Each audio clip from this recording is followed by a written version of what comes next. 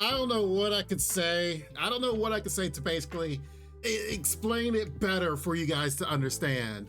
Konosuba still brings hilarity, still brings even a story, if you will, to the show. And it just continues to get better and better and better. Like, it just doesn't stop. Here we have the influence of Kazuma and his party, if you will, staying the night, well, not even the night, staying almost a week or so at this guy's mansion, so then that way they can catch a thief, and they use everything out of this guy. Megami goes out and does her explosions outside the capital, which is a problem because this is the capital and all the citizens are going to have issues with that. You have Aqua, as you see here, who does continuously drinks, and look at her, she's drinking with the maids and having like a swallow time, taking the guy's expensive alcohol. Then you have Darkness, who's going around apologizing because it's hard for her to balance her crusader role, but then also she's a noble. And so she's trying to give this effect of like, okay, here I am, someone of high status, yet I'm with these guys, and trying not to be a part of them. And then Kazuma just being Kazuma. Whether or not if he's wanting to be a groper or peeping Tom, he's just all over the place as the main character. And he only really does stuff if it benefits him, which would normally be a very bad personality to have, but they kind of smooth it over with how much of a imbecile he can be sometimes, and also how he can be kind-hearted on the back end. So they don't overdo it too much. And of course, he gets his comeuppance every now and then, just like in this episode. So of course we learned that it's Chris that's behind the thieving, and I thought it would have been too simple to realize that it was her. Like, even last episode when they're like, hey, a thief is going around the Capitol stealing stuff, and I'm like, there's only one thief we know. Surely it's not her. Yes, it's her. And it's actually pretty funny how Cosma catches her, and she's like, well, I'm doing this for a reason, I need your help. And he, even before she could get it out that she needs his help, he's like, I know that where this is going, and you need to be quiet, don't tell me. Because he's like, I'm tired of getting into one thing after another. So he's like, nope, I don't want to hear it, don't want to hear it. He was actually pretty smart to be like, hey, bind me so it makes it look like, you know, you caught me, I got caught and you got away. So then that way he can't let it know who it was. The only drawback to this is it actually damages his reputation. The fact that he had to go before the princess and everyone and be like, yep, man, I saw the thief and he caught me and he got away.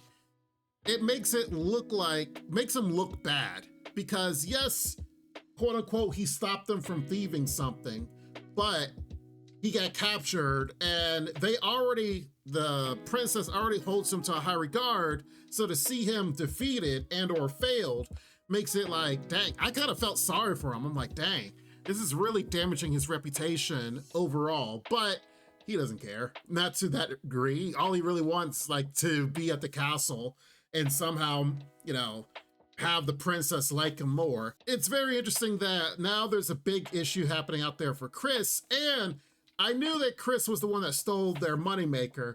The question is, why? Because I said before that I think Chris is the deity that keeps reviving Cosmo whenever he dies, that's taken over after Aqua's place. But she was saying how she has a client that she needs to get these treasures for. And it was actually smart that Cosmo realized the treasures she's looking for are the high status items that deities like Aqua would give to people that's been reincarnated. But the question is why? Why is she trying to get these items? Does it have to do with the fact that the Demon King keeps sending his army down there to attack the capital and they're after the treasure as well, and that's why she needs his help? Because she definitely was like, Cosma, I need your stealth skills and your thieving skill, like all your detect, and I need you to get this huge treasure that's at the castle. And you kind of could piece it together. as viewers, like, oh, okay, he has connections with the castle. He may have to go in and infiltrate it. And of course, this Kazuma himself kind of detects this and is like, nope, I don't want to hear it. Don't want to hear it. I'm going to bed. Don't tell me anymore, which was completely hilarious. They convey that in such a funny way that it makes you want to watch the show even more, regardless of his attitude or the way Chris is feeling about things. Because yes, I think that's going to be very important later, and he was able to kind of blow it off now, but something's going to happen to where he might have to take the situation into his own hands and actually have to steal something from the castle, which would make the princess feel bad, which I can kind of already see this happening in the future. Now, for now, I still believe Chris could be the deity in disguise, and she is just saying that she needs these treasures for a client, and or it could be the client itself is the deity that's over things now, and she needs to get these treasures because maybe there's a problem that there's too many treasures in this world, and so she needs to take them back and get them because it's way too much of an advantage for people. I don't know what the reason is. We don't know right now for sure, but we shall see what the future holds. But the fact that she's trying to get Kazuma on her side because he has these skills, he would be the greatest ally in order to stealing back any of these treasures. But Kazuma being Kazuma is like, what benefit does it serve him? Like, what does he get out of it? Because I was saying, the whole scene, I'm like, okay, why? Explain why you need them, and what does he get out of it? But the good thing is, the Devil King comes in. They gotta fight the Devil King. Kazuma at first was like, man, I'm not gonna fight this. And I was thinking to myself, like, you actually do want to fight this if you want to get to the castle. And then, bam, he thought the same thing. Definitely check out the reaction on Patreon, because I in tune was thinking here like, yeah, you do want to fight them. What are you talking about? And thus he thought the same thing. It was actually pretty funny. Now, the key is the Devil King's army. It looks like it's what's going to happen in the future episodes or next episode, that they're going to have to fight this army. And they've already taken out some of the generals. Now, granted, the generals that they've taken out kind of been on their side now, like they've been friendly to them.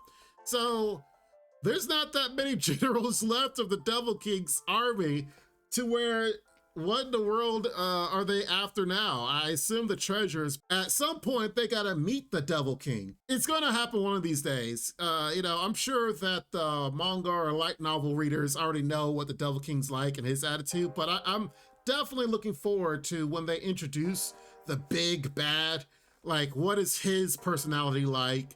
Is he like really like most Devil Kings, like all powerful and all this, but then Kazuma and the gang rub off on him and somehow make him come to their level of stupidity? Because, I mean, they naturally do this to everyone they meet. You meet a new character and you're like, oh, wow, they look pretty interesting. And, they're bold and direct, especially like Iris, she's a princess and Iris's bodyguards. It's like, oh man, they're really stern. And then they get down to Kazuma's level and it's like, oh, okay, they're not as bad as we thought. So I'm definitely looking forward to future episodes. This was a great episode, and it definitely feels like a staging time where we're gonna see, I guess they get into a battle here, as well as what are these treasures, what do they need to be collected for, and we get more information about Chris, maybe her backstory, or if she really is the deity in disguise like I originally thought, because they still seem similar to me. If you look at the theme song, like compared to the looks of them, they really look similar, but we shall see.